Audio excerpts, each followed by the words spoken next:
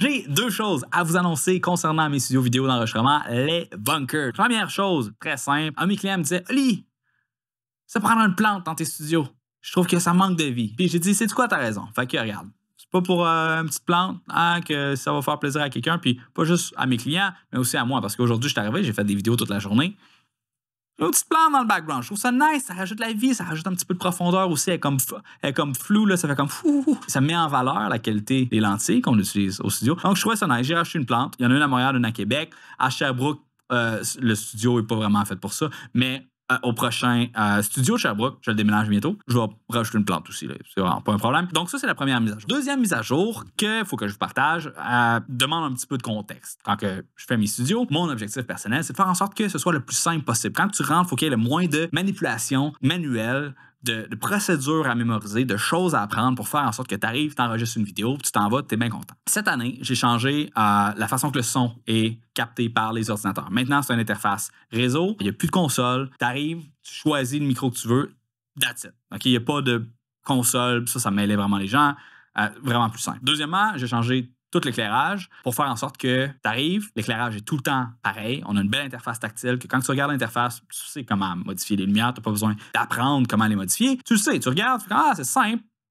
Tu joues avec, tu comprends, OK? C'est pas trop compliqué. Puis ça, c'est vraiment l'approche que j'essaie de prendre pour tout ce que je fais, faire en sorte que ce soit intuitif. Tu n'as pas besoin d'apprendre, que ce soit le plus simple possible. On parle quand même de production vidéo là, à comme 4 caméras dans un studio professionnel. Fait qu'il y a des limites à ce que je suis capable de faire. Il faut quand même utiliser les logiciels qui existent. Ceci étant dit, je pense qu'on est quand même rendu assez avancé là, dans la simplicité du setup. Donc maintenant, les gens rentrent, il y a juste les cams, choisis ton éclairage, 2-3 boutons, choisis ton son, un bouton.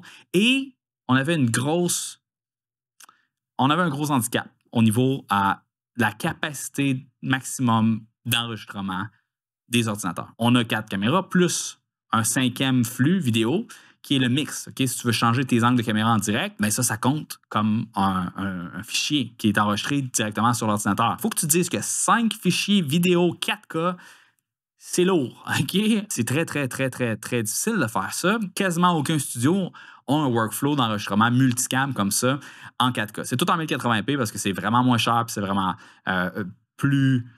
moins coûteux. C'est moins coûteux puis c'est plus simple. D'ailleurs, quand j'ai commencé les studios vidéo, j'ai acheté les meilleurs processeurs. Okay? C'était des Intel de 9e génération, c'était des 9900K avec 32 GB de mémoire vive, avec des disques durs ultra rapides. Donc, j'ai vraiment pris ce qu'il y avait de meilleur à l'époque, comme v'là 2 ou 3 ans. Sauf que v'là 2 ou 3 ans, c'était pas encore assez rapide. Mais aujourd'hui, écoute, c'est le fun parce que les cartes graphiques, la mémoire, les processeurs, ça s'est amélioré de façon très, très rapide à cause de la loi de Morse qui fait en sorte que ça double à tous les 2 ans. Et maintenant, on est capable de faire ça. On est capable d'enregistrer jusqu'à 5 flux vidéo 4K en même temps sur un seul ordinateur et je suis vraiment content de ça. Ça m'a coûté un bras puis une jambe changer toutes les ordis. De la même façon que ça m'a coûté un bras puis une jambe changer la façon que le son était capté, la façon que les lumières étaient captées, mais c'est pas grave. J'ai investi tout cet argent-là, tout ce temps-là, cette recherche-là, cette pain in the ass là, parce que je veux que ce soit simple pour vous. Je me complique la vie pour que vous n'ayez pas besoin de le faire. Donc, si jamais vous avez besoin d'un studio vidéo simple pour être capable d'enregistrer vos capsules YouTube, vos podcasts, vos TikTok, vos Reels, n'importe quoi, gênez-vous pas. Allez regarder notre site web lesbunkers.com, crée-toi un compte pour regarder les forfaits, savoir comment ça coûte. Et si jamais tu t'inscris, sache que l'argent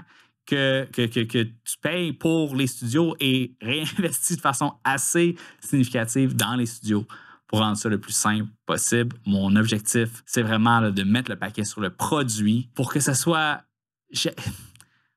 Apprendre tout ça, ça m'a tellement pris de temps. Ça m'a tellement pris de temps à apprendre comment tout faire ça.